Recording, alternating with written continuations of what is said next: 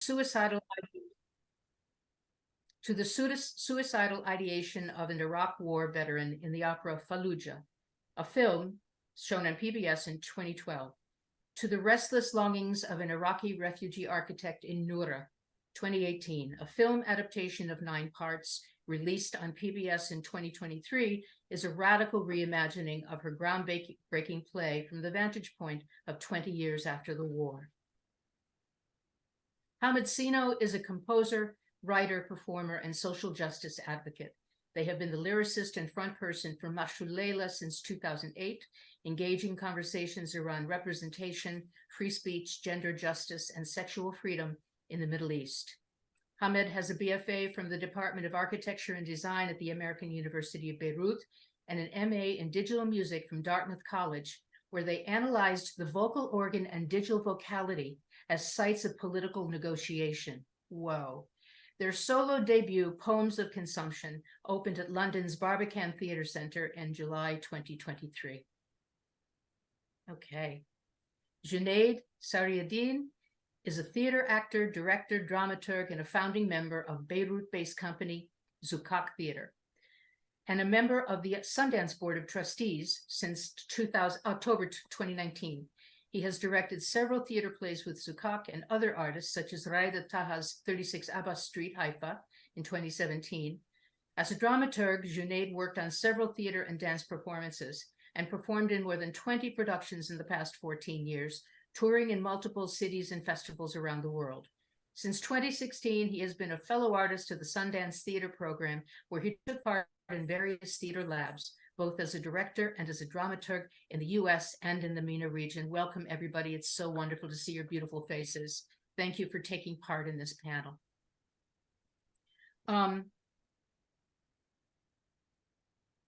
Before we start our conversation, actually, I want to take a moment to welcome people who are joining us here in person in San Francisco and also in the Zoom room, but also those who are tuning into the live stream on HowlRound. Those here with us on Zoom, please feel free to utilize the chat function to post your comments and questions throughout the conversation. Okay, beautiful. Here we are. And I have some questions for y'all. So I'm going to get started. Here we go. Andrea, I would like to know, I'm wondering if you could talk about your relationship to your culture of origin and what that culture's impact has been on your work. Can you talk a little bit about that?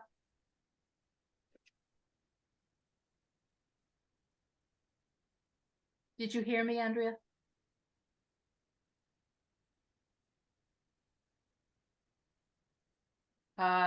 You didn't hear me. I'll say that again.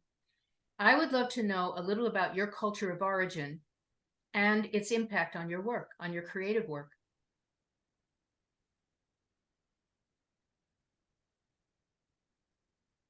Aha. Okay. I will come back to you, Andrea. Okay. No worries. I will come back. All right. How about let's talk with Junaid first.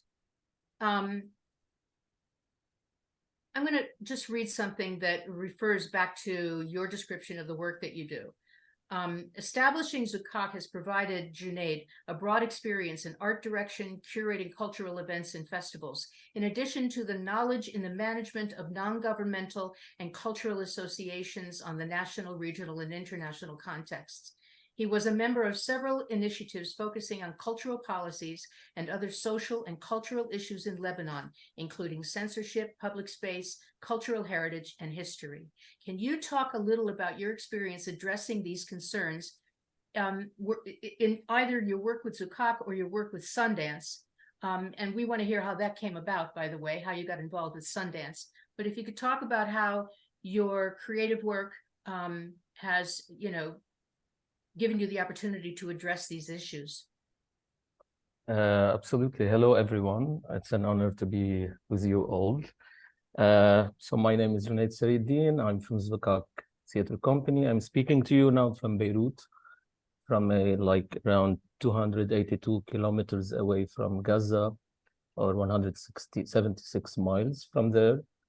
I would like to acknowledge first that Gaza tonight is under massive attack and a lot of people are facing death and horror. So to answer your question, I would like to give just a bit like of a short background, because everything we do in life is because of our history. I was born in 1982 during the war in Lebanon, and during an Israeli invasion. I was born a few days after the Israeli invasion in Lebanon. I survived twice when I was a kid, like once 2 airstrikes and bombings from the Israeli army.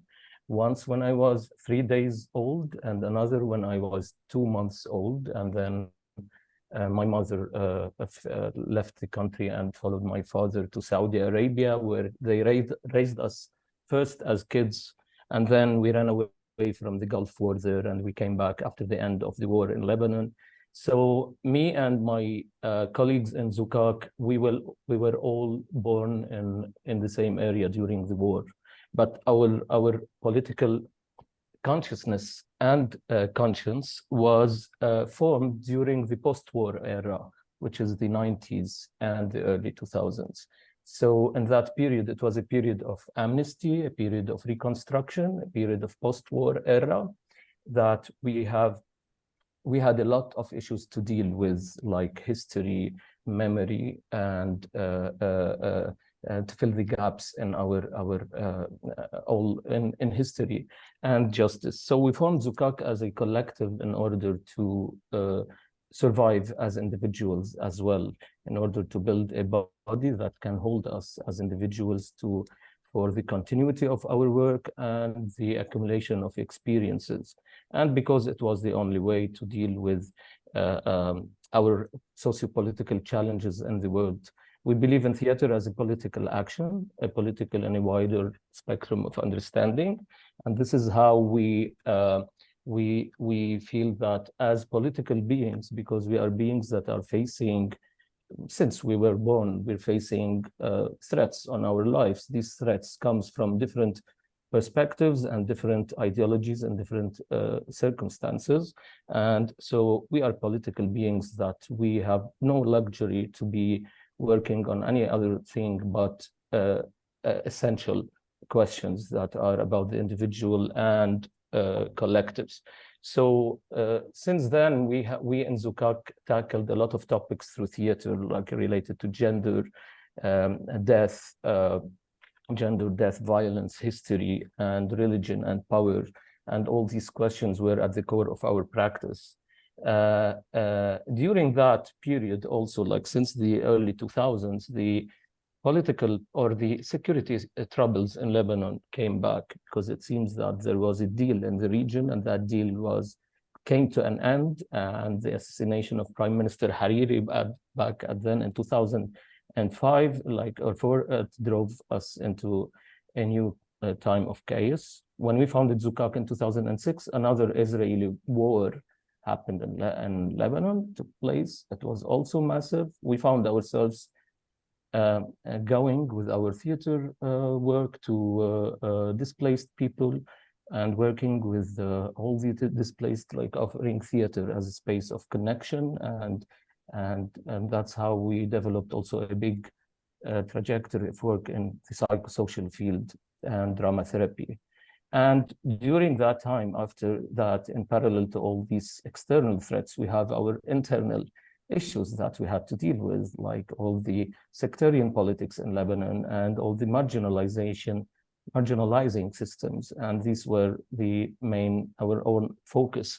So as an individual,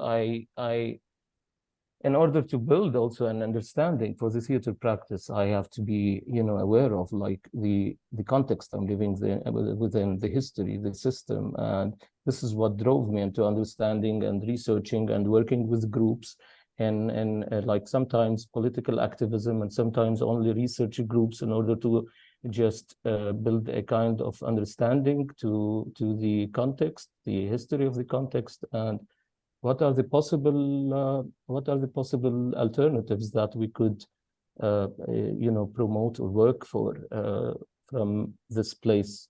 That's so that all came from that trajectory of yeah, that's and context. It's so important to have that background. Thank you so much, Junaid. And I'll come back to you in a moment. But first, I'm hoping Andrea has a good connection now, is it? Are you good, Andrea? I think we're back. Yes, thank you. Oh, excellent, excellent. So what I had asked and would love to know about is your relationship to your culture of origin and what that culture's impact has been on your creative work here in the States.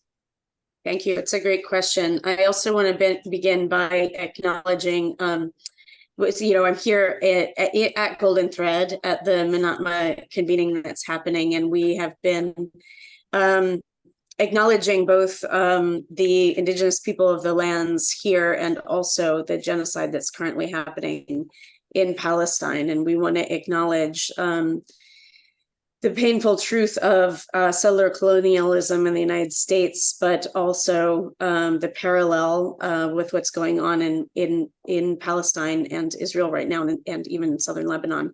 And we mourn the loss of all the innocent people being killed, but we condemn also the violence and terrorism in all forms, as well as the apartheid system and the condemnation of Israel's illegal and military occupation since 1967 in Palestine.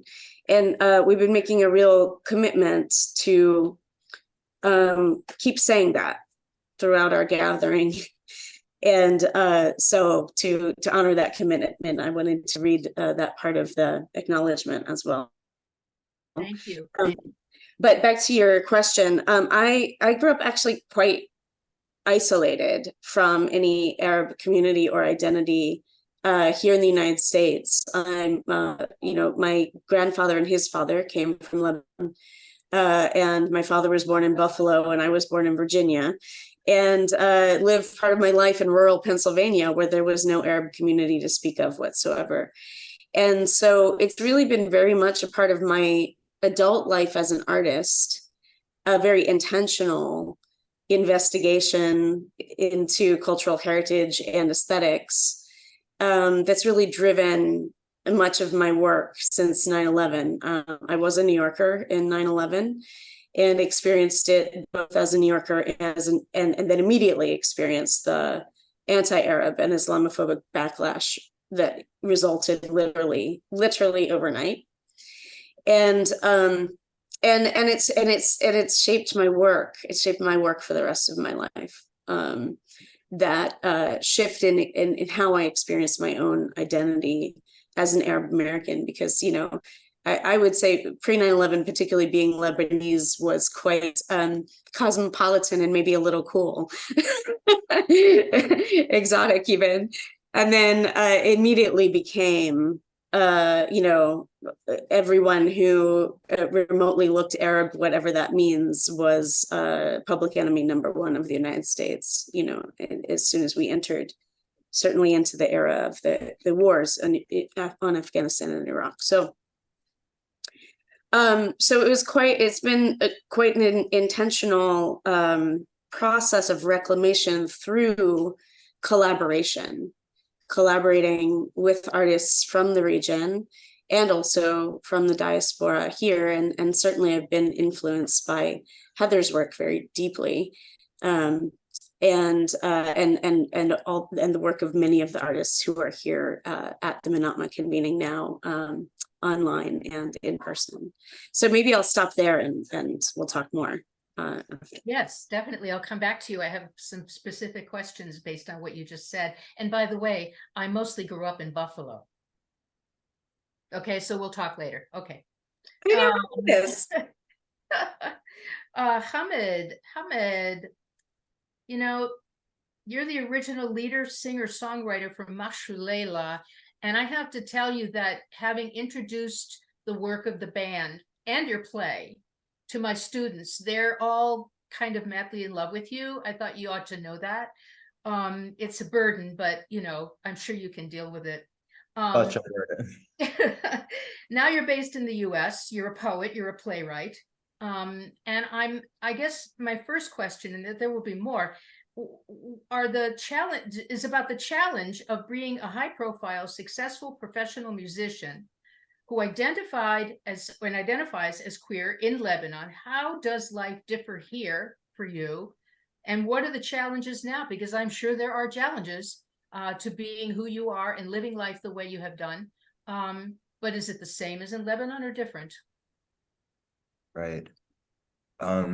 So, I mean, because this actually ties into my answer, I would like to also start by acknowledging that there is an ongoing genocide in Palestine. It's been ongoing since 1948, and that we are currently on Lenape land. I'm currently on Lenape land and would typically like to grovel for the Lenape's future mercy when this land inevitably is returned to its rightful stewards, because all empire will end.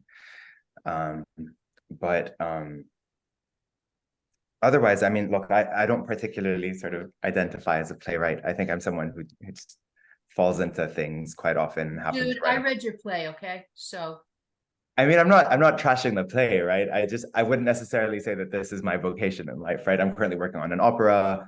I just released a song cycle. Like, you know, I'm good. I'm okay at doing a lot of things and not great at doing any one thing at any one time. But right. I think part of what happens when you are identifiably queer and from the Middle East is that a lot of people from this region, unfortunately, take interest in your work in a way that goes sort of past tokenization and becomes more about being able to levy your work against your own sort of political intentions, right? So suddenly your victimization as a queer person becomes a justification for empire. And I've seen this kind of pinkwashing discourse suffocatingly sort of omnipresent in online discourse around Palestine over the last 3 weeks in particular, for example. And you know, that was always there when I was touring the US as a musician. And so I do feel this weird sort of tension here where, as someone who is not a proponent of cultural relativism, I find it very difficult to sort of try to negotiate between wanting to be explicitly critical of sort of the institutional homophobia where I was raised, but also wanting to be able to speak of that here in English without providing imperialism with language, if that makes sense. And it's really tricky, this constant feeling of like feeling like you're being watched, right, by someone who wants to tag on to anything that you say that isn't perfectly seasoned and balanced and use that to skew a narrative. And I'm not fully sure that I've resolved that yet. I think the play that has been showing with Golden Thread is actually very much just about that. It's really like me hiding behind my thumb going, no, this character isn't mine. They're a dancer. It's not me. And very much just me thinking out loud about political questions that have been sort of haunting me since I started performing here. And I can't answer that yet. I don't know what the right answer is. I think there is a world in which there is value to ignoring the question of audience for a bit, or particularly ignoring the question of the white gaze, to be honest, and sort of just saying your part and not feeling responsible for other people's racism. Sorry, that was a very long-winded answer, but not at all. That makes perfect sense. Thank you so much. Wow. Okay, I'll come back to you in a minute, but first, I would like to ask, well, Heather, okay, so the stories that led to the creation of Noura emerged in a series of workshops for Arab American women that you led in New York. The workshops inspired you to write and star in Noura, a 90-minute piece about loss, displacement, and the breakdown of communities. For me, I think one of the most effective plays about immigrant life that I have ever experienced. So thank you for that. And also, I have a quote here from you for the part of an interview that you gave. We as Americans have the potential to make the people living next door, whether they have been here for generations or are new immigrants or refugees, feel like they fundamentally belong to the fabric of this nation, both in our policy and in our personal interactions. And that's your quote. And I would just love you to just expand on that a little bit and talk about your passion for illuminating the immigrant experience. And I mean, we're starting with the communities that we come from, but I can't help but feel that especially you and Junaid and Andrea are also working intersectionally with other communities. And that's fascinating to me. And I just would love to hear a little bit about what got you started on putting those immigrant stories together and how they inspired you to write Noura. Hi, all. I'm Heather. I'm really grateful to be here today. And I also want to start with an acknowledgement on behalf of the violence that's being perpetrated in our name. I would say that particularly as Americans, but also because this room is just so special and this community is so special. And I know I just want to acknowledge what we're holding. I offer that because I've had health issues this year, and I've realized maybe for the first time, like how heavy it is on our bodies, our psyches, our souls to be carrying and trying to rectify and trying to speak and trying to champion and trying to bridge as artists, as humans, all the ways that we do, and how much even just gathering in community is both healing for that, but also the place we can finally come and lay down our baggage for a second, right? So I feel that really profoundly in this moment, how great that is. And I'll start by saying that I'm Iraqi American. My dad was an immigrant. I was brought up in Michigan, and I think I didn't much know what my sense of belonging or identity really was until the first Iraq War in the 90s hit. And I was 20 at the time, and I'm 53 now. So I would say that since that awakening at 20, it's been 30 years of nonstop war. Really, right? And it would be, I was in also New York when 9/11 happened. It would be nice every time I think as an artist, I'm going to move into some other territory. Something else comes, right? That is just so massive that I have to put everything down to be where we're at. So I'd say that yes, war has completely defined me, and who I am, and what my reason for creating art is. And for the longest time, I felt I was bridging an Iraqi American divide and voice during an actual war, like in days where you couldn't speak, where anybody that said anything that may be said from an Iraqi point of view was canceled, right? Or was not allowed on our stages, and before there was even a genre of Middle Eastern American theater. Like, so those days, I know we're all feeling similar things now. So I bring it up to say, like, 20 years ago, it was not a given that we could do plays about the Middle East. They were not on our main stages. They fundamentally were not allowed. And 9 Parts was, we can make a nice quote about things now, where it was received or whatever, but like, it was unanimously turned down by every theater in the United States that I submitted it. And this was for a reading, give me a workshop in your basement, not put me on your biggest main stage. So like, where we've come is still mighty as we're getting to this point of what we're speaking. But so Noura Nora did come out of 4 years of workshopping with Middle Eastern women in Queens, New York. Some of them were born in the Middle East, some of them were born here.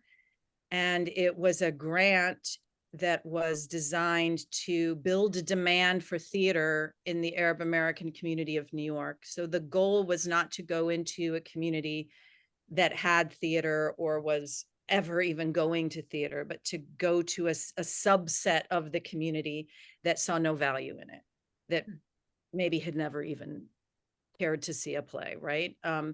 So in working in this community over time, one thing that kept coming to the surface was the issue of individualism versus community. And I think that that's something in America in particular we struggle with. We are a rugged individualist society, and that's unsustainable. Right? And capitalism, it's just all unsustainable. Right? And to experience Middle Eastern women navigating both a desire to do whatever the hell they wanted sometimes on their own without having to take their entire family and community with them, but pitting that against a love for community and knowing we have to take our community with us. So that was kind of the one of the initial seeds of what Noura came out of, but the other seed was about the lengths one goes to survive and what belonging really is. And I think when we think about belonging and identity and immigrants' experiences, you know, so many think of us as, oh, we're bridging two cultures, or are we assimilating or are we not? Are we carrying our, you know, like these Americana immigrant stories. But what I was encountering were a leaving of home that was so harrowing, it rendered one unrecognizable even to oneself. And how far survival might push us and how far divisions might go. And these were themes that kept coming in the midst of watching the fabric of the United States dealing with a sense of polarization and questions around belonging that were as hot as they've ever been. So I would say that my career, my interest, my heart started at 20 in Michigan and university when the first war happened. And then after 30 years now living in New York, and writing about Iraq and America as like trying to be a bridge builder of that conversation, I have really turned focus toward my home state of Michigan. I'm working out of the Arab American National Museum a lot. I'm working in I'm at University of Michigan now, but Michigan is a swing state. My feeling is that swing state voters create policy that impacts the entire world.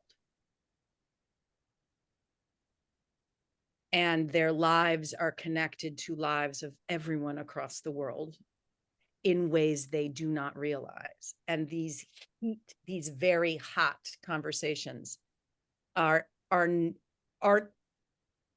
where artists are naturally leaning in our nation, because artists get pulled to the coasts for legitimate career reasons, right? Especially in the theater, you get pulled to New York, right? So I just feel with my entire being that I understand something about that state. I need to be in conversation with it.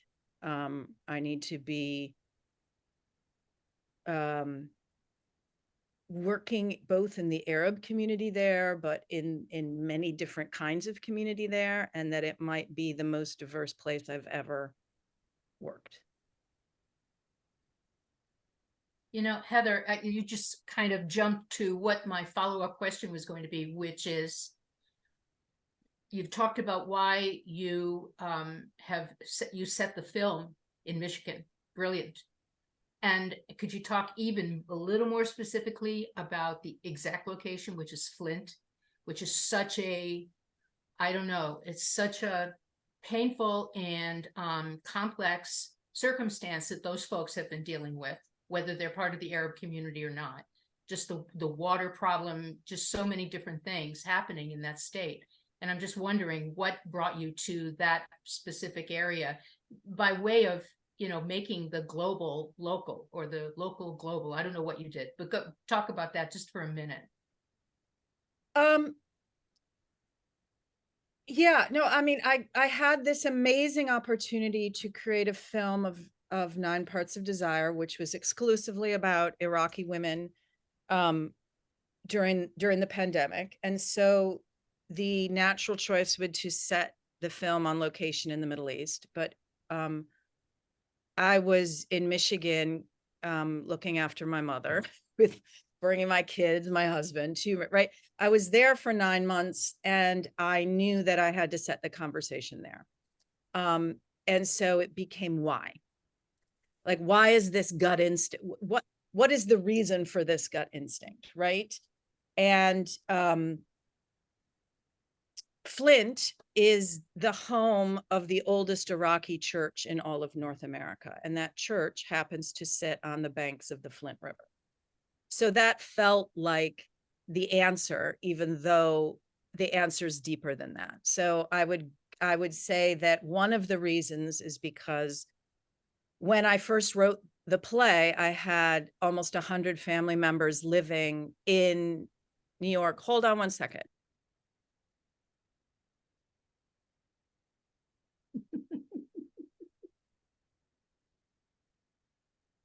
I just made sure they knew everything they were saying would be heard on Zoom for half the world. Anyway, so my 100 family members that had been in Iraq for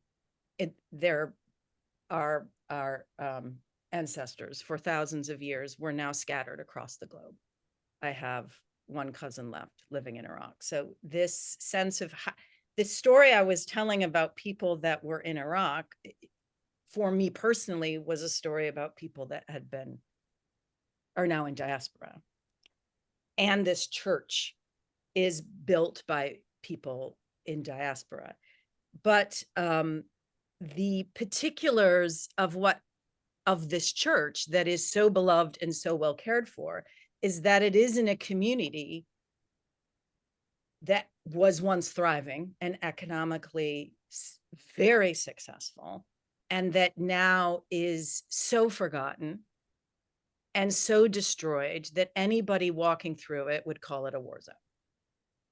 I mean, there are burned out homes, it is rubble, there are people living in extreme poverty.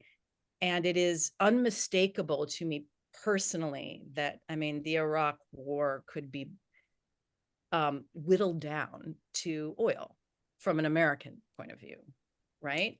And why oil? Because of the car industry.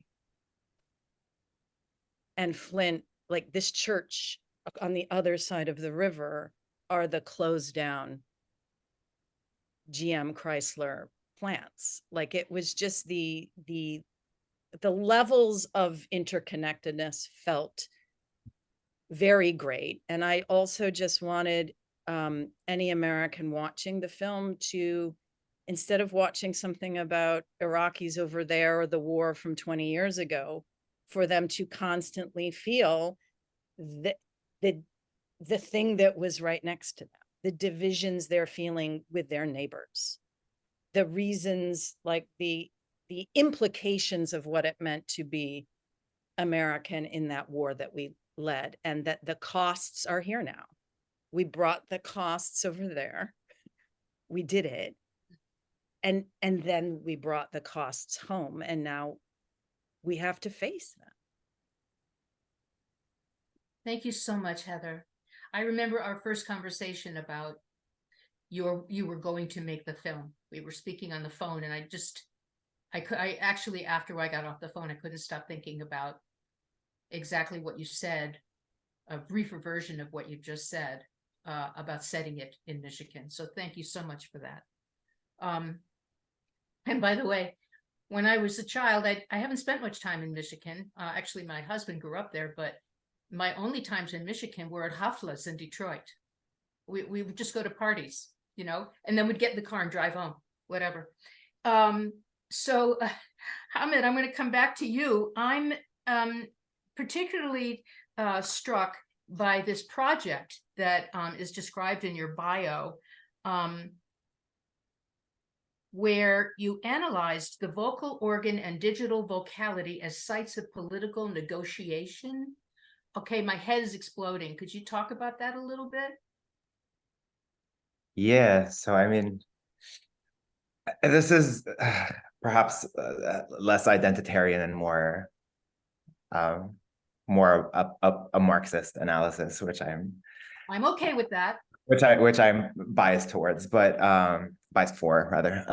The history of speech synthesis, for example, is deeply tied with America's attempt to disappear the working class, right? So from the get-go, Bell Labs expressed that their intention for wanting to create artificial voices, and this is back in the 30s, was to do away with the need for phone operators, right? So suddenly these jobs that are typically done by people using their bodies, right, start to disappear. And obviously we've seen that with the way industrialization has evolved over the last, you know, however many decades, with the reduction of working class jobs and then the pushback. And for me, vocality itself, I mean, the voice, and maybe this is because I've always been a singer, but I feel like the voice is really just one of those miracles of the human body, where especially for a body that is expected to hide, right? The idea that you could sort of publicly take in air, right? Draw in from this sort of collective life force that we share and use this sort of abject flesh prison, right? To create something that's beautiful and that is essentially signifying that language is an inadequate conduit of meaning, right? There's a surplus of meaning that happens when you're singing words instead of speaking them. And it really does sort of gesture the body towards the ineffable.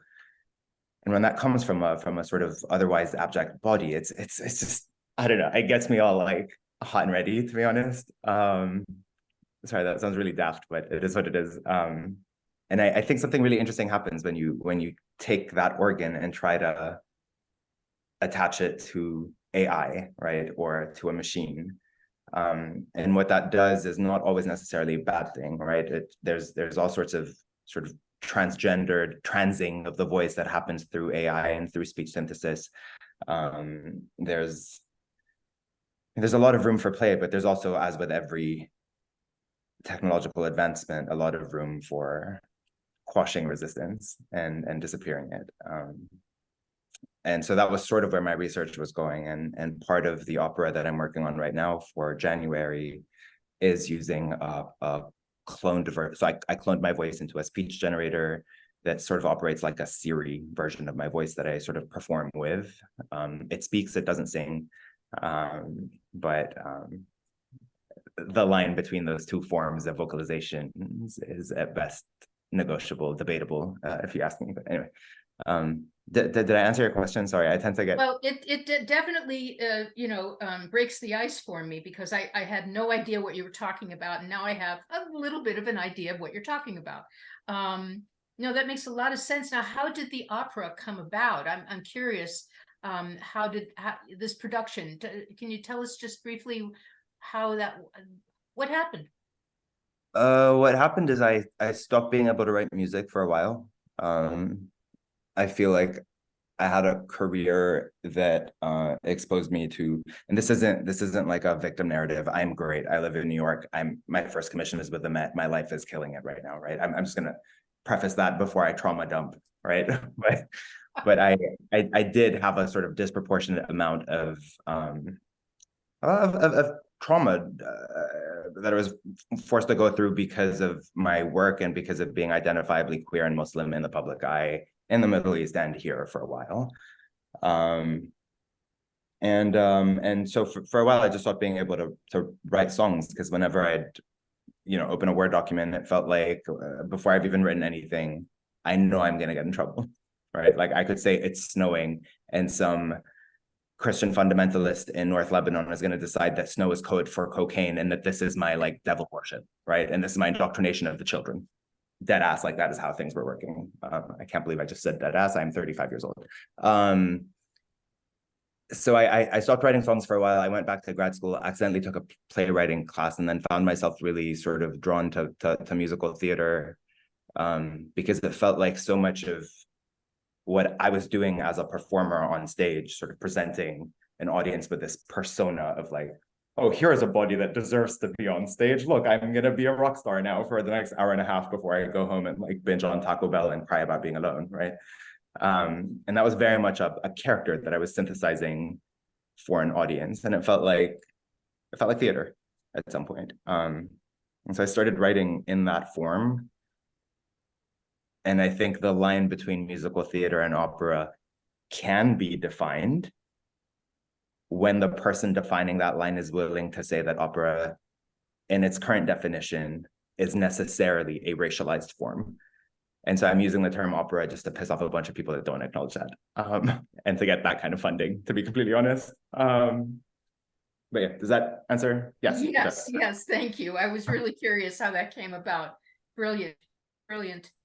Junaid, I wanted to come back to you. I think one of the things that has impressed me most about your work and Zukak's work has been the way that you have reached out into the world in a huge way, all of you, Europe and the United States and all over the place, but you have such a sharp focus on Lebanon and different communities in Lebanon.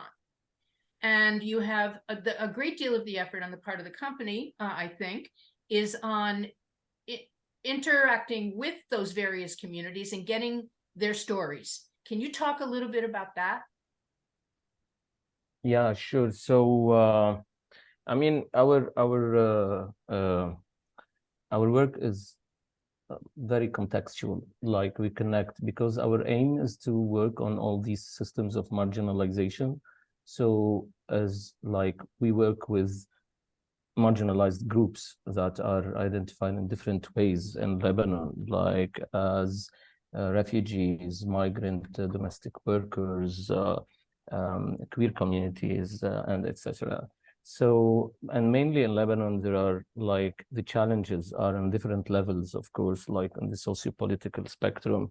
So as individuals living, we have our political and economical challenges that we need to deal with, but also on the social level, we have issues that are related to religion, sex, and politics in general. These are the three main areas where you have censorship on it. Either this censorship comes from the government or from the social groups in Lebanon. So, and through that, you can see what are the topics that shakes the system in a way and shakes the consensus and how the system is formed. So working with people allows us to connect with the different actualities and how we can understand a more complex speech and discourse to our work and content as well, because it is easy to deal with issues like from a theoretical point of view or from also only your own point of view. But when you go and meet people living in different economical situation, people who doesn't have your own privileges, people who don't have access to culture and to your economic privileges, then you see different perspectives, and then you need to start to find a way to deal with issues from a more complex way. And we believe in theater as a place of a place of paradox, of complexity, and of criticism, a place where you can think and generate questions. And this is how we learned a lot from communities. And we go to work with communities not because we want to help them. We don't help anyone because we want to help ourselves. It's because it's for us, because it's a way to survive first, to connect, and to be and to be in a not living in a utopia or a la la land, because life is not a dream. Dreams are part of life. We can dream of a lot of things, but life is life. Life is what we are seeing today, of ugliness, of death, of destruction, and of impossibilities as well. And you can meet these impossibilities when you meet people who are living on the edge. Like people who are living on the edge are people who you can listen to and learn to, are not people that they need your help on a cultural level. They're people who we have the tools to maybe channel their narratives and stories, because we have the privilege of being on a stage. We have a privilege of being able to have a platform of speech. Yes, of course, we worked a lot to create that platform. For example, in Zukak, we really worked hard. Like since 18 years when we founded Zukak, we didn't have a space, we didn't have a studio, we didn't have a place to rehearse. We didn't have any money. Like in Lebanon, you don't have any governmental support for arts and culture in general. So we had to work. But since we have that, we have a responsibility. And this responsibility comes through only our tools. It's like we started on all of this like in 2006, as I said, like when during the war, in the first 2 days, 3 days, 5 days, we started to, we went and we started on the basic needs on first aid. We started to help groups and providing people with food, water, mattresses, etc. And then after 5-6 days, when all the activists and groups were already functioning, then we said, let's start to do what we know how to do, is to do theater. And this is how it started. And then we continued working after the war for 2 years with the people who lost their parents, their relatives, their friends, or their homes, or their schools. So we did a big work with in the South, in different schools, and with children and teenagers.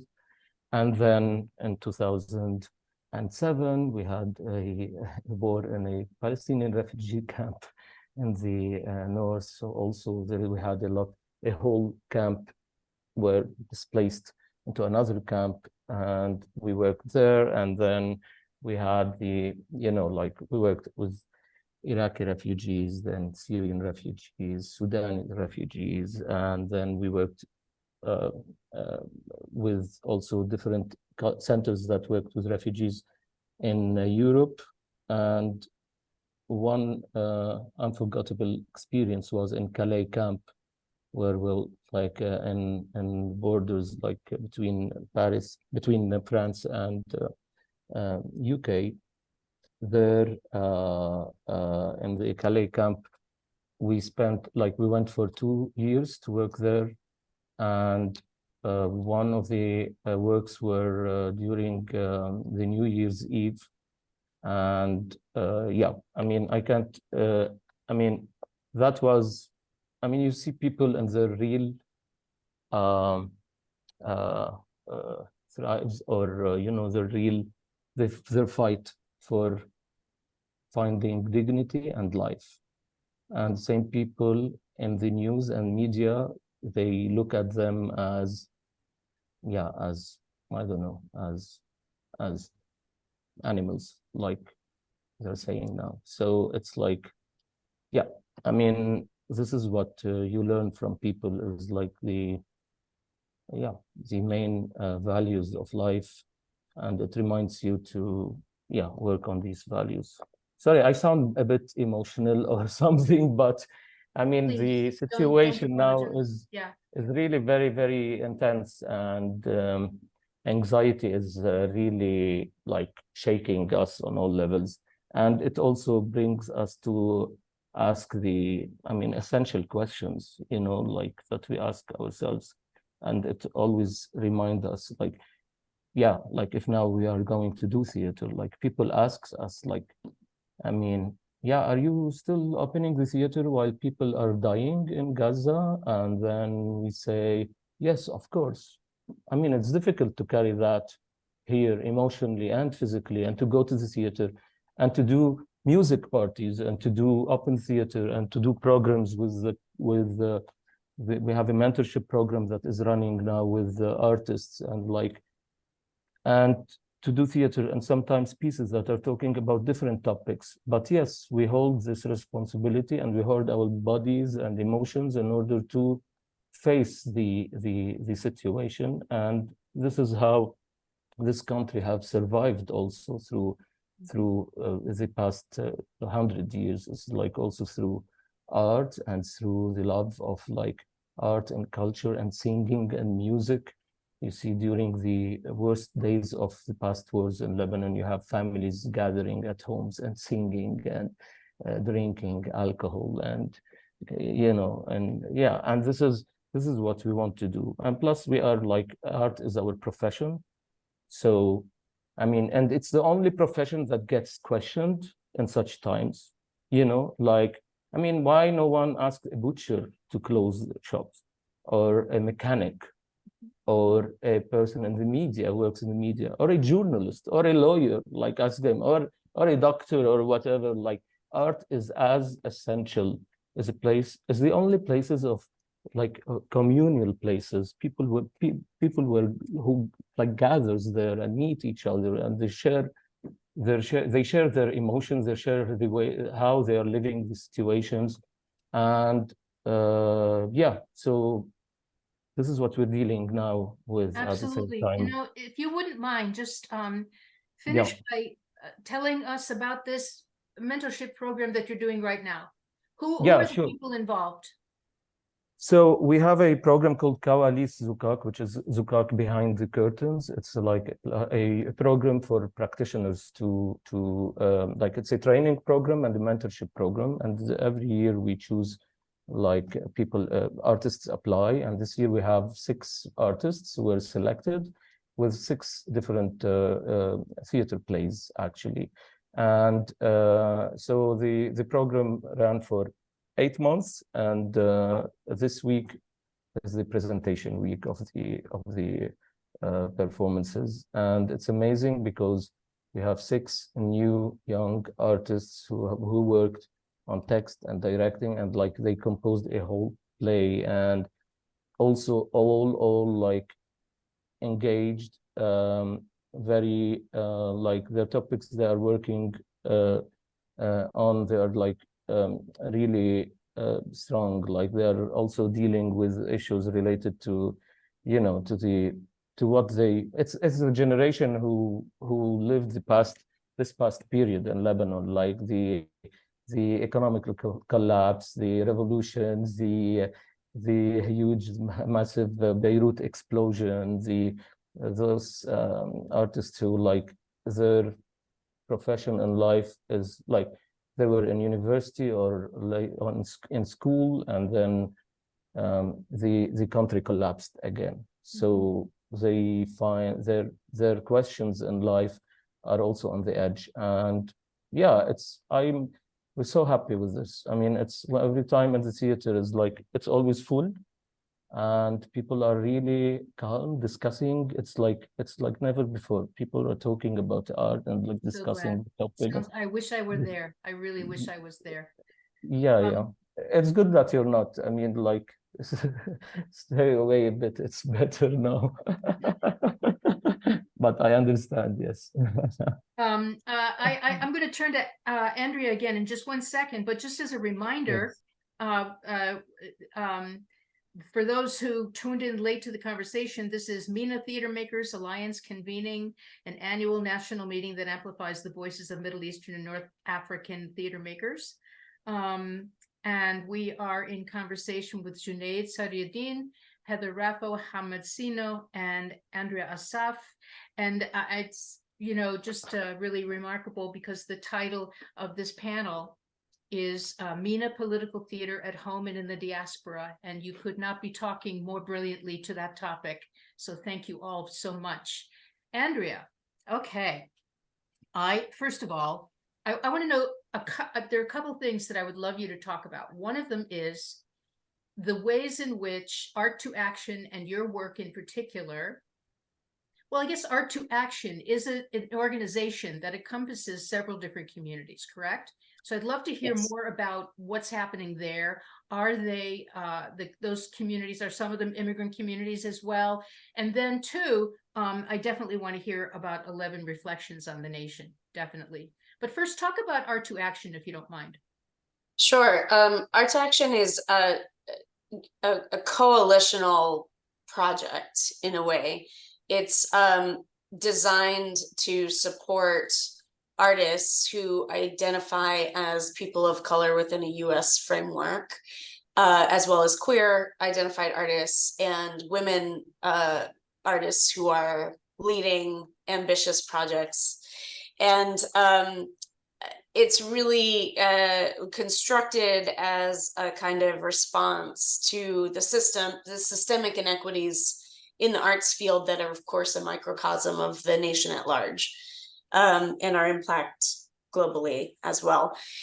So it's not, even though I'm an Arab American identified artist, it's not an Arab American identified organization, because I think my queer identity is as important and has shaped me as much as my Arab identity. And in fact, I often say it was easier to come out as queer than it was to come out as Arab in a post 9/11 America. But anyway, so I really have always been interested in movement building and the ways that we can learn from each other's movements, the history of incredible movements, civil rights movement to the movement for Black Lives in the United States, movements for indigeneity and land back movements, and the ways that various immigrant communities and communities of color in a US framework have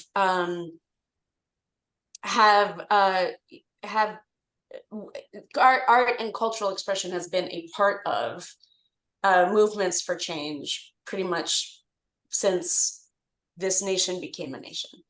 So I'm really interested in that, and I'm interested in how Middle Eastern theater makers in the framework that we're using, or people with ancestry in Southwest, Central Asia, and North Africa can learn from the movements that have come before us, and how we can connect and build together and break this, I'm trying not to cuss, isolation that we have felt for so long. And I think the way forward is through coalition building and collective voice, and understanding, in a way, to what Heather was speaking to, that we're all actually fighting the same systems of militarism, white supremacy, patriarchy that came with colonialism, imperialism that is rooted in colonialism. We're actually all reeling from the same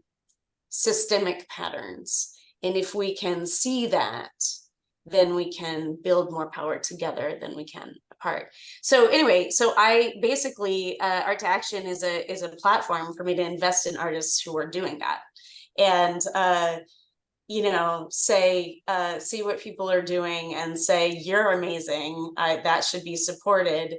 And if like the mainstream of our theater community doesn't get it, let's see if Art to Action can leverage some money to make it happen, and or to be a partner in helping make it happen. So that's really what Art to Action is about. And it's also a platform for my own work as well. So in addition to commissioning, developing, and supporting the work of other artists, my work is in the mix too. So it's a way for me to do community-based and socially engaged work in places like where I live, Tampa, Florida, like as Heather was saying, also a swing state and truly a battleground against fascism right now. And that feels important. It sometimes feels more important than being in New York or California, where audiences are kind of politically more homogenized, right? In places like Florida, there's actually the potential that an artistic work or engagement with an artist can move the needle on a conversation in a really important way. And I'm interested in that too, as much as I also like tour around and do work wherever and with incredible organizations all over the country, which leads me to 11 Reflections on the Nation. So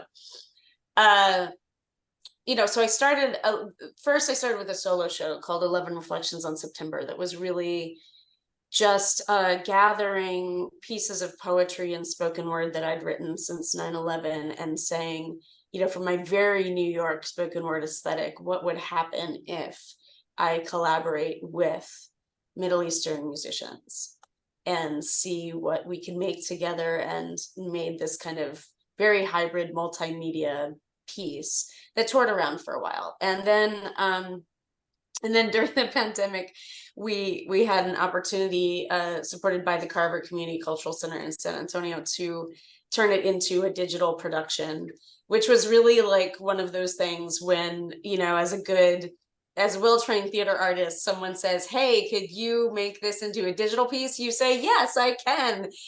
What does that mean? I'll figure it out. And I like accidentally made an experimental art film that is now like got 20 official selections in international film festivals around the country. I don't know. Thanks. But actually, then I started feeling like, yeah, that was therapeutic for me to rant on stage for many years and collaborate with these amazing artists. However, my voice is particular and not enough at all. We're not remotely enough right now in the political moment that we're in, right? So 11 Reflections on the Nation is about how can I go around the country using the initial work as a kind of instigator to ask locally based artists and communities in each location, what is the impact of the policies that followed 9/11, this post 9/11 era, in your community? I know what it was in New York. I lived it in New York, but I don't know what it was in Texas or California, and how do we create a platform to talk about that? And so it's certainly how it's impacted MENA or SWANA communities. Of course, everything from, you know, the wars to the Muslim ban, and but also how 9/11 and the policies that were created after impacted our entire immigration system, impacted our entire electoral system. It impacted the way that the US is participating in proxy wars now, right? So those are the questions I'm interested in. So I, you know, go around the country and I look for a partner. I'm very excited to be partnering with Golden Thread here in San Francisco next season on a San Francisco version with Brava and some other partners. And we did this in San Antonio, and eventually it'll make its way back to New York. But I want to gather these stories around the country first and hear the voices of, you know, like for example in San Antonio, Arab and Muslim communities are very isolated in that city. There really wasn't, you know, there wasn't a way for people to gather in a public venue like a theater venue. Like we had an artist who participated who had an Iraqi musician, had an entire 10-year career in Turkey as a celebrated musician on television, came to Texas and hadn't been on a stage since he arrived in the United States. And I mean, extraordinary musician, and nobody understood that he was right there in Texas, right? And so I'm really interested in those, not only gathering the stories of the community, but where are our artists? What has displacement done to our artists, right? In the wake of the Iraq War, in the wake of the war in Afghanistan, in the forces that are driving global migration that Heather's working on right now, right? With the new migration play cycle that she's doing. So that's what 11 Reflections on the Nation is about. And the idea is then to take some of the strongest pieces that are devised out of that process around the country and bring it back to New York for the 25th anniversary of 9/11 to really ask the question, how do we commemorate? How do we remember tragedy, and whose voices are left out and whose voices matter? And so that's the project, that's the intention. Wow, thank you so much. It sounds incredible, truly. We have a few minutes left. I thought there might be some questions from attendees, but I'm not seeing any. I wonder if this is a moment where you, the panelists, might either tell us something that I haven't asked you about that you would like to share, or do you have a question for one of the other panelists based on what they've been talking about? I'm just curious.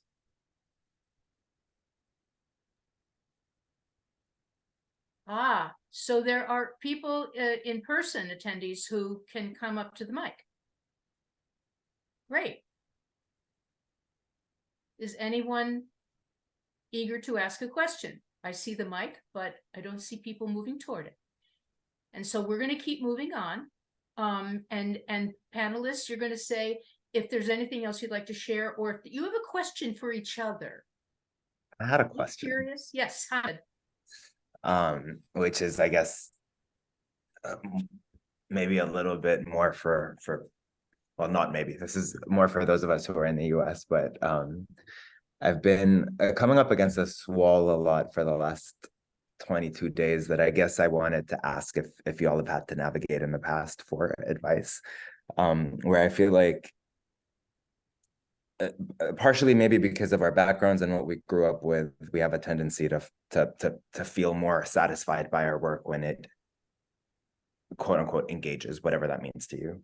And I feel like I keep coming up against this wall where in the face of sort of structural racism in this country, I keep getting asked if I'm so bothered by the politics here, why don't I just leave? Which I think is horrifically undemocratic and actually quite unpatriotic, whatever that means as well. But I was wondering if you've had to navigate that, where you're sort of told that your political opinions about the way this country is operating are lesser than because of your backgrounds.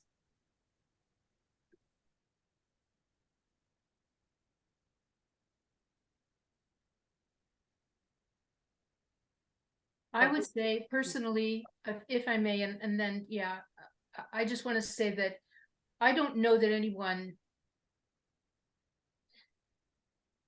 expressed, an argument with my political views because of my background, due to my background. First of all, I grew up in a completely different era from everyone else here. And my family was pretty assimilated, and plus my name doesn't give me away, which is so weird, but it's actually Couray, you probably knew this. But I think that in general, in my youth, because of my political views, I was often told, that if I was unhappy, that I should leave. And that's without even knowing that I came from an immigrant family, as though. And I was raised in a house where, yeah, you say what you think because that is the democratic process. So I did experience that, not necessarily due to my ethnic background. Andrea. Yeah, I like to remind people that dissent and rebellion is like the most American thing ever. Like all of our narratives are about that, right? And I also like to remind European descended folks that they are immigrants on this land. I was literally on a panel once at like a national arts conference, and a white man next to me said, well, I'm not an immigrant. I was like, really, Mr. White Man? That's amazing. You know, because I think, you know, again, it's about narrative. It's about the narrative, who's shaping the narrative, who's otherized by it, what are we acknowledging in American history, US history, and what are we what's being normalized in those kind of comments, right? So the why don't you leave? Also, there is almost no place on the globe that the US doesn't touch now. Where to go that the US does not have a hand in, right? And so I think that the belly of the beast is the place that maybe we can make change. I will say one thing, which is that my Lebanese uncle would give me a hard time because he would say I was lucky to be here. He would go on and on about that. Yeah. Heather. Yeah, I would say that one aspect of that I find really interesting is that and my daughter helped define this for me. She's like, the new cancel, this is from her talking about her first month in high school, right? Is the new cancel is so polite because nobody wants to be racist or this or anything. So it's just like, you just get passed by. Right. And I said, when she was describing this to me as a high school, I went, well, that's not so new. Like, I mean, the idea that like, there just isn't a place for you. Right. So the fact that somebody's even saying go home, like, I'm really interested in that because I'm like, oh, are they engaging with actually offering you something? Because my experience is like, nothing's really on offer. Right. So you're kind of like, in what space will you work or can you work? And then the flip side of that is that the places on offer aren't necessarily in communities where the conversation is still hot. This is a gross generalization, but let's just say, it's in New York. How hot is the conversation in New York? Everybody's so liberal. Everybody's right. You can be racially diverse, but not politically diverse. So like how to even make space in communities where the conversation can be heated. Right. So I don't know. That's just some of the stuff I was feeling when you asked that. Is like, my experience is you usually just get passed by and you don't get to be in conversation with the why of it. But that the way of engaging in places where it really matters and is of most use to you, I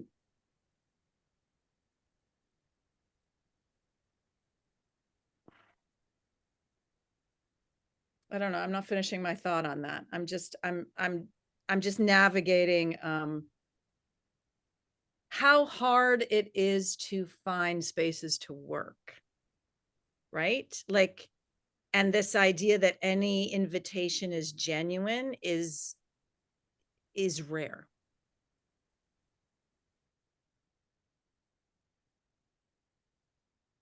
Wow. Okay. Mm-hmm. Anything else? I have a random thing. And this is, I think, due to the title of this talk. So it's not it's a wonder more than it is a question of, there is rarely work in translation. You know that, done on our stages, Catherine, and you've championed that and tried to make it happen. And I'm wondering where one can create opportunities for Middle Eastern American artists to work alongside artists from the Middle East in institutions, either here or elsewhere. That is that's a collaboration I've yet to have fully, and would love to see happen more, at least across this country. Well, Heather, since you brought it up, though I cannot provide all the details, keep your ears open for a project that I'm doing with the Noor Theater in Lebanon in September of 2024 that will actually address those very questions and desires. So more on that soon. I also want to say, like, I'm really interested in multilingual work, and especially through music and poetry. And I am wondering sometimes how much needs to be translated. Like, there's something that in me that enjoys that the bilingual or multilingual audience member gets the most out of it and is the privileged audience member, right? Instead of the monolingual English speaker. And so I'm really looking for the like both and in that, like, how do we make the translations available so that people can deeply understand the poetry and music that is coming out of the Middle Eastern texts, but at the same time, maybe in the live experience, that isn't what I want to privilege in the space, in the time of experiencing it. Like, what is it to experience the poetry and music that isn't explained to you in a language you already know? And so I want it all, I guess is what I'm saying. I want all. Oh, Andrea, you'll never be satisfied. I know, it's true. Sorry. Can I be shameless for a second here? Well, we have a question from the audience, Hamid, and since we begged them to ask questions, I think we should give somebody the opportunity. What's your question?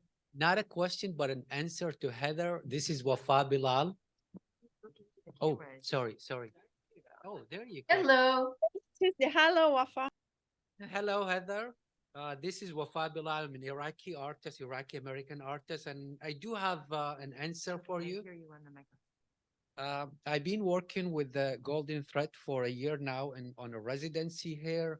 And the answer is I'm working with Sahar here on a residency for theater people from Iraq and here in Golden Thread to answer the question, where do Middle Eastern go to collaborate with people in United States?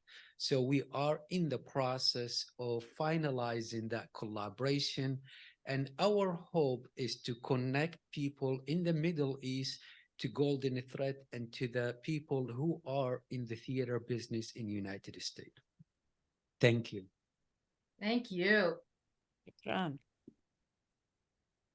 I was gonna add something to that, to both, I mean, Heather and Andrea, that so I've kind of been grappling with this question a lot for the last couple of years. And the opera that I'm working on for January, a third of it is in Arabic. And it really does matter to me that something within discourse around opera comes out in a language that is not German, Italian, French, or English, right? And so that's been like really sort of tricky to navigate. And there are parts, Andrea, in which like there's a part where I sing a muwil, which for me is actually a very loaded form because it's something that I resisted very actively when I was in Beirut, because it, you know, I associated it to everything that was conservative and sort of bogging me down while I was there. And on coming here, it sort of felt like a weird kind of surrender. And I think that will not translate to anyone except the bilingual people in the audience. Well, specifically except the bilingual immigrants in the audience. And so there are parts in which I'm not translating the Arabic to English, but everything that is in English is translated to Arabic in the subtitles, basically the projections on stage. But yeah, no, it's a crazy question. And I feel like it's so meaty and there's so much room to play there and to sort of really sort of kick at things. And it's very exciting. You know, I've had so many plays translated, and we've had workshops, as Heather knows, and readings, and, you know, some of the, I just need to point out that some of the organizations that were focused on work and translation and on really connecting with playwrights in the Middle East and beyond, have shut their doors for one reason or another. And the organization that I worked with for many years, which was the LARC, I was the director of Middle East Exchange there. And that was the mission, not only with the Middle East, but with Eastern Europe and Mexico and, you know, and it was a thriving organization for a long time. And we need to rebuild. That's my take on the situation in terms of creating exchanges. And you know, I'm working on it. Anybody care to join me? Just let me know. But meanwhile, we are at time, and you know, I can't thank you all enough for just sharing so much with us. It's very meaningful for me, and I'm sure for anyone who was listening in. I want to thank HowlRound for hosting the live stream program. I hope people did tune in that way. As a reminder, the panel will be archived on HowlRound's website soon. Yes, so please feel free to share it with people who couldn't make it today. And thank you. And I hope that people will be able to join MENA for the remaining sessions. And with that, I say good afternoon from Washington Heights. Thank you. Catherine. You.